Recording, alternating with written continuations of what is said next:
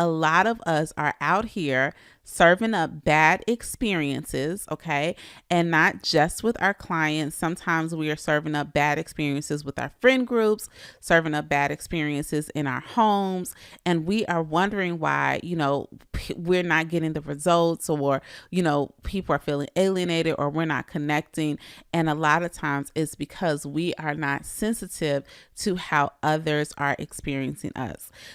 Hey friends, I'm Rosemary Lewis, your homegirl, and I'm so excited that you are here. I do not care what it looks like on Instagram or HGTV. This whole being a realtor thing is not for the faint at heart.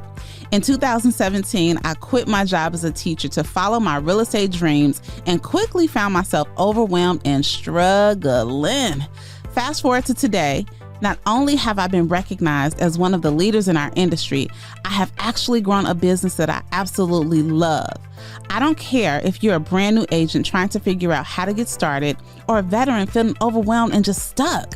I was just like you, and I totally get it. Many times I wish there was someone that I could just talk to about all the challenges I was facing.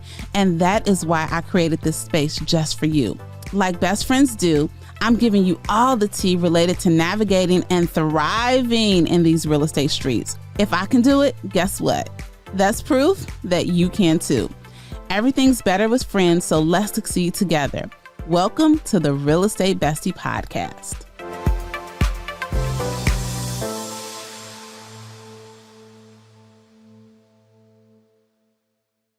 Hey besties, welcome to episode number 56, where we are going to talk about, a superpower of being able to truly understand how people experience you.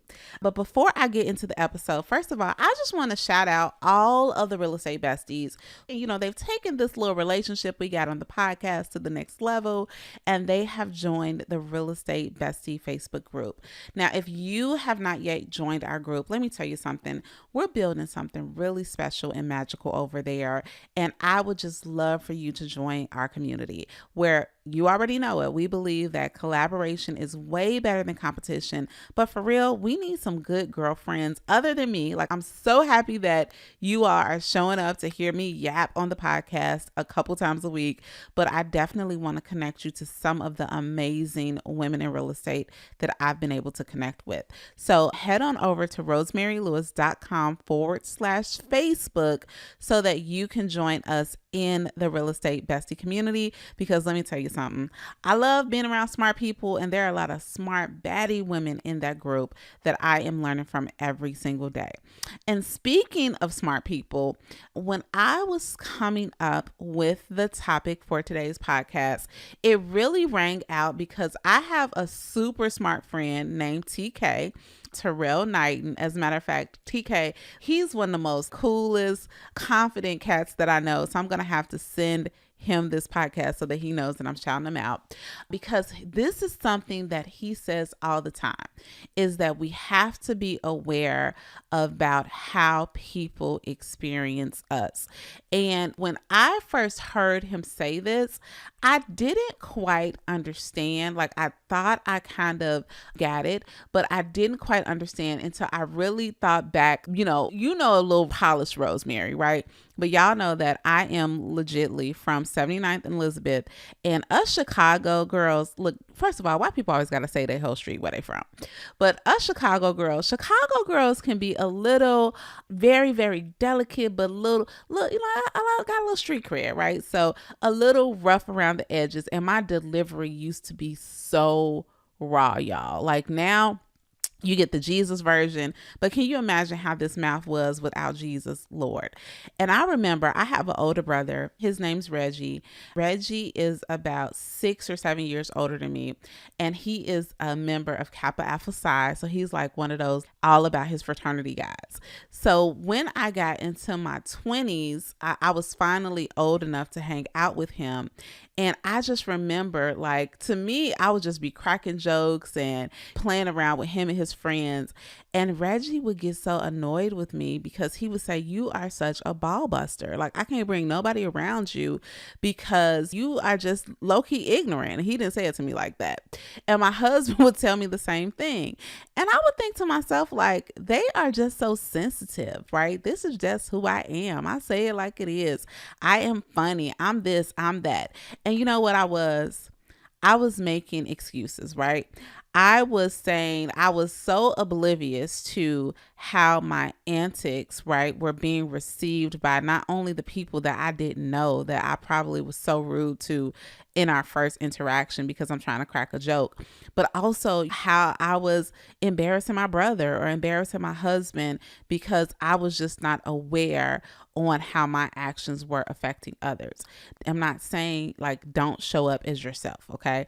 Because I definitely feel like today and every single day I show up as me, but I am empathetic and thinking about, okay, how am I being received? So I'm not conforming for anyone, but I do want to think through what the experience is like.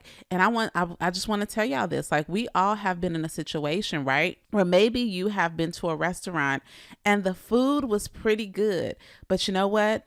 You'll never go back. Why? Because the service wasn't great, right? Your experience was not what it needed to be, and therefore you won't patronize that restaurant again. And unfortunately, a lot of us are out here serving up bad experiences, and not just with our clients. Sometimes we are serving up bad experiences with our friend groups, serving up bad experiences in our homes, and we are wondering why we're not getting the results, or, you know, people are feeling alienated or we're not connecting. And a lot of times it's because we are not sensitive to how others are experiencing us. So I just thought through just a couple of things as it relates to not just my real estate business, but my life, and where I really want to be aware of how people experience me. And I want you to go back to that Maya Angelou quote. And I'm going to butcher it a little bit because I don't have it in front of me, but it is something along the lines of, people will forget what you said, they will forget what you did, but they will never forget how you made them feel. And y'all, listen, here is a news flash. I personally know 1,000 realtors. Okay. So I know that my sphere of influence, they got to know 10,000, right? Because it's broadened, right? So there is a not shortage of people who can open a door, write a contract, and get someone to closing table.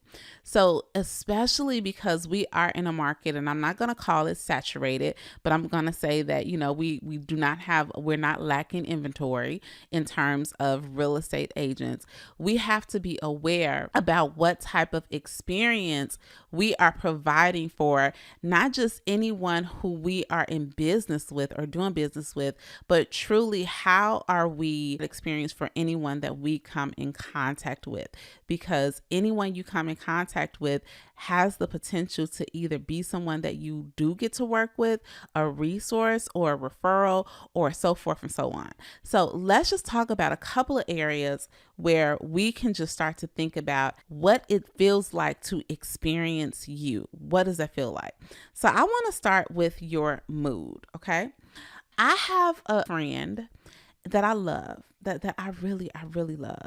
But I will tell you that this friend is naturally just a little bit somber. Okay. So I know that when I experience this person, it's going to bring me down a notch or two. Okay. And y'all, I know that I have a really big personality, you know, and this is not necessarily an introvert extrovert thing, but this is just the way this person's mood is, right? Just in the same token, I know someone who is extremely quiet, but she is so smiley, right? So I know that anytime I encounter her, she's not going to say a whole lot, but she is going to flash that big bright smile. She's going to, like, when I actually speak to her, I'm going to see her head nodded. She's going to be paying attention to me, and I am just going to feel like, it almost feels like butterflies just come out when her mouth opens, right? It's just like rainbows, right? Because her mood, even though her personality isn't as big or extroverted, she's always pretty much in a good mood. So I want you to think about this, okay? When someone is around you, are you the type of person that you are a giver of energy and you're bringing the mood up? Or are you a sucker of energy, right? Are you walking into a place, sizing everything up, pointing out every negative factor? Or are you that person saying good morning or giving a head nod or just smiling when you talk? Okay. So that is an area that I really, really want us to be aware of. And again, this is not a fake it till you make it suggestion, but I do want you to think through, okay, if I didn't know me, would I choose to be around me based on my mood? Now, let's switch gears and I want to talk about something different in terms of a client situation, okay? I want you to think through when you encounter difficulties, okay? And let's put it in the context of you need to have a tough conversation with your client, or you have reached a bump in the road in the transaction, or there is something that we need to problem solve. Are you calm? Right? Are you a peace giver? Are you a problem solver? Or are you frantic? Right? Does your voice get elevated? Do you start talking really fast? Right? Do you become stressed? And now that stress spews out to who you are speaking to because you feel out of control. And when you're spiraling, you just spew that out. I'm going to give you a great example, y'all. I had an issue a couple of weeks ago, and we were negotiating a contract. My client and I was working with one of my clients. My client was the seller, and we were negotiating a contract. And on the contract, like, we got the offer. My client signed the offer, but we had a few counterpoints that the buyers agreed to verbally. And I just made the changes to the contract, and buyers were supposed to sign off. They were supposed to sign off that night. The next morning, didn't have the contract, okay? They were supposed to sign, at 10 o'clock. 10 came and went. 11 came and went. And I see the writing on the wall, right? Agent has not communicated with me anything different. But I am having a conversation with my seller, just keeping her updated to say, hey, look, this is the information that I have. And I'm just letting them know like what the most up-to-date information was, until finally the agent called and said, hey, they decided not to go forward. And I gave my client a call with that information.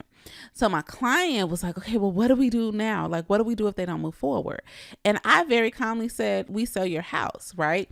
And let her know, if they are not serious, if they are not ready to move forward, I would much rather we get them out of the way, because I don't want them to waste your time. I don't want them to, put your house in escrow and then, it be a bumpy transaction because they're not all in anyway.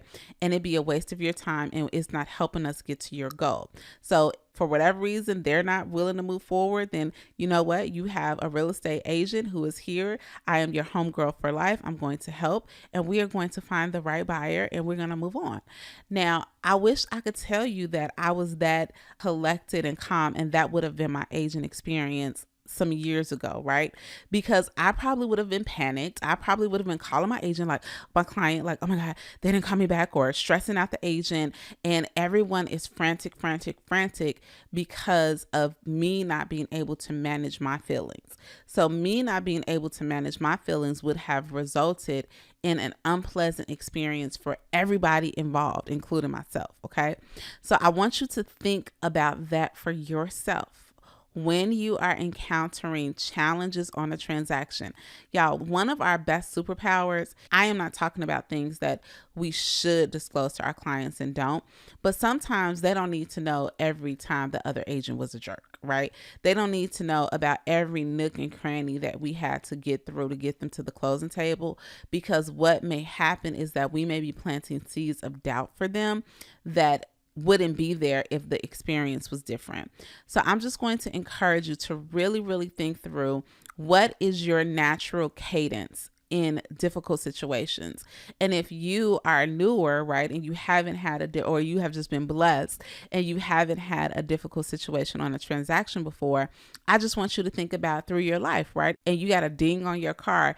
Are you automatically screaming to the top of your lungs? Or are you taking a deep breath and then problem solving? Okay, how do I get this taken care of? So definitely be aware of how you react and respond to challenging situations, because how you respond gives a cue in to everyone else on how they should respond. And we don't want that experience to be subpar. And then here is a quick tip for you, y'all. Sometimes you may need to give yourself a moment. Okay. I'm not here to say everybody, like there has been some times where I've had a conversation with a client or we interact with something comes up and I might have to give myself a moment. It might be the night. If it's not like a timely that I respond to something, I may have to give myself time to sit on it, to process it, to gather myself before I then interact with another party, because I'm also, I'm thinking about what I'm depositing and what that experience will be like. So it's definitely okay to give yourself, now don't give yourself enough time where you didn't miss the option period or the due diligence period because you're trying to, gather yourself. But when you do have the flexibility, you just may need to take a moment so that you can get yourself in check. So when you do have to address who you need to address, you'll be good. Okay, here's the next thing I want to think about. Overall, okay, if you were to talk to a client, a past client, or a client that you're currently working with, do they feel like they matter to you, or do they feel like they are just a paycheck or a means to an end? I think that quite often, and I've even spoken with agents and coach agents, and I think this is very natural. And again, I'm probably not probably, but I know that anytime I'm talking to you, I'm talking to myself. I know that there are times when, you may be frustrated or you may be overwhelmed, or it's kind of like, I told you this the first 4 times, or however it is, right? Where our frustration, or maybe you have done so many deals that now it has become more transactional for you, or you've moved on to move up buyers and higher price points. So sometimes you forget the magic of working with a first time homeowner and how special it is, even if it's at a price point that's different than what you're used to working with. How does your client experience you? Do they feel like, anybody could have done this because this was not special. I was not special. I am just the source of her next her next car or her Gucci purse or whatever it is. Or do your clients feel supported? Do they feel appreciated? Do they feel like you were resourceful? Do they feel like you put their best interest at heart? And I know that I'm going to be the first to tell you, sometimes that's hard. And I'm going to tell you, this is when it's really hard. It's really hard when when you're not yet in consistent production, when your pipeline is a little dry. It's really hard to uphold those fiduciary responsibilities that we all agree to say, hey, I'm going to put my client's interest above my own because you really need to get a job done. I'm with you, right? We have to feed our families. We did not get in, like I didn't get into real estate or I kind of did get into real estate just to do what I did as a teacher. But now I know that that's not, that I can do way, way more than that. But, do your clients feel that though, right? Or do they feel like at the end of a transaction, do they feel like, was the experience one where they feel connected to you, where they feel like, if I ever meet anybody who's looking to buy or sell, I have to put them in contact with my real estate bestie, with my real estate agent, because I want everyone to experience the level of support that I experienced in this very difficult, even if it wasn't difficult, in this very monumental transaction in my life. And if you cannot say that, yeah, they feel that, first of all, I'm gonna tell you, it's okay. Okay. But from now on, what are some things that you can do in order to make the experience better? And I'm going to go out on a limb here and I'm going to bust a myth that some of you may be thinking right now, bestie. I'm not talking about, you showing up to closing with a Versace robe, right? I'm not saying that you have to spend a lot of money and do things extravagantly, things that don't match who you are, or that's not what I'm saying. Because here's the news flash. I know a lot of agents who are not that great but they give great gifts, so it's not, and I know a lot of agents that are great, but don't give great gifts. So that is not what I'm saying. But what I'm saying is, from start to finish, how was the level of service? How was the level of interaction? Were we listening to them? Were we pleasant, okay, in our interactions? Did we smile when we talked to them? Did they feel supported, right? Did they feel like they were a burden to us, or did they feel like they were a blessing for us to work with?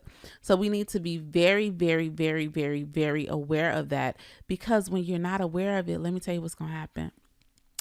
Everybody is not going to dog you on a Zillow review. It takes a lot to get a bad review, but when you just give subpar service, you're just not memorable, right? You're not memorable. And because you're not memorable, then it's really easy to be replaceable. But let me tell you what's worse than not being memorable, okay? What's worse is when, and I tell agents this all the time, especially because we live in a society where everyone is so concerned with branding. They're so concerned with social media following and things like that. One of my hopes and goals for my life is that I want to be way better in real life than what people think I am on social media.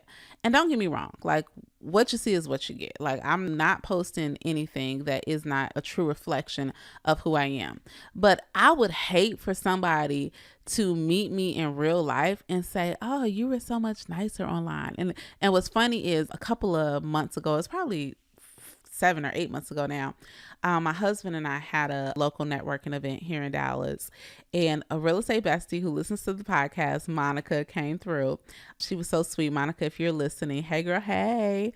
And I cracked a joke. I did something, she told me who she was. We got to engage a little bit, and I did something. I cracked a joke, or I said something silly, and she was like, "Ha ha ha, you just like you were on social media." And I thought to myself, girl, and I actually said it out loud, I hope I am, right? I hope I am, because that's who I am, right? I don't want to portray to be somebody that I'm not. But how many of us have had experiences where you thought something was one way, but then when you got to the experience, it was completely different. And because it was completely different, it just ruined your outlook. Recently, I have some friends and we went on a vacation, and we did a girls trip. Y'all know we love all things Peloton, and it was just super dope. It was just such a super dope experience. But y'all, I've been riding Peloton bikes since 2018. I have been following, the instructors. I have been doing all the things. And in my head, and no shade to any instructor, but in my head, there was one instructor that I was so excited to meet. I was so excited to meet her. And when I met her, it was just kind of like, hi. It just wasn't what I had in my head. And I get it. She may have been busy, all this other stuff. But that experience, I ain't gonna lie, I really haven't been taking her classes since I've been back. Okay. But there was another instructor who I was not all in for, but the experience of meeting her live, and the way she interacted, and the way she embraced, and how willing she was. And again, this is not like a celebrity stalker thing, but just seriously, the experience. And it was a quick interaction, but the joy on her face and the way that she received us, it definitely elevated my experience. Okay. And that's what we want, right? We need to be the local superheroes to the people that we get to serve, right? And every time, I don't care if I see one of my clients, one of my friends in Target. I don't care if I see them at the closing table. Heck, I don't care if I see them, across the way at church. I want them to be excited, because I'm going to be excited. And every single time we get together, that experience, I'm going to be aware of what I'm putting out, because I know that they are going to be beneficiaries of it. And I want you to be aware too. So I hope this is helpful for you, and I will do a podcast or a training or something. One thing that I definitely recommend is being aware of like different personality types, right? So if you do the Enneagram, like Enneagram just got way too many numbers for me. Like I know my numbers, but I don't know everybody else's numbers. So that kind of throws me off. But like the DISC assessment, DISC, that's one that I really refer to. I like to have different ways where I know how to analyze the person that I am working with so that I can match them, right? So for instance, if I'm working with someone who is super analytical, super detailed, you know what? I'm going to make sure that when I talk to them, I'm sticking to the facts and I'm giving them as many facts as I know that they need, because their experience is going to be better with me, knowing that I'm not wasting their time with a lot of small talk. Where if it's somebody like me, we can chit chat for 45 minutes before we talk about the deal, right? And it's going to be the best experience ever. So definitely look to like see if your brokerage has things like that. And if you would like me to do a quick training on the DISC assessment or something like that, hit me up on Instagram. Just send me a message at Rosemary the Realtor and say, hey, we need to dive a little bit more into these personality types so that I can make sure that the experience with me is stellar every single time I'm working with anybody. So besties, I hope this episode was helpful for you. And listen, let's talk about experiences. If this was a good experience and you want anyone else to have that experience, 2 things I'm going to ask you to do. Number 1, rate the podcast. Like anywhere you're listening, if you could rate the podcast and give a review, I would love you long time. I love you long time anyway, but I would love you long time even more. And then listen, snap a picture, like literally screenshot where you're listening right now, post it on social media and tag me at Rosemary the Realtor. It makes my heart leap for joy when I get tagged in your posts, when I see you all applying the things that we are coming here talking about, and not only growing businesses, but growing confidence as you walk this thing out. So as always, I am super grateful for you, bestie, and I will talk to you next week. If you enjoyed this episode and you have a real life bestie that you think it would resonate with, y'all, do me a favor. Go ahead and hit that share button, because you know what? We are better together. Make sure you share the podcast, and I appreciate your reviews. I appreciate you giving me 5 stars more than you know. I'll talk to you next week.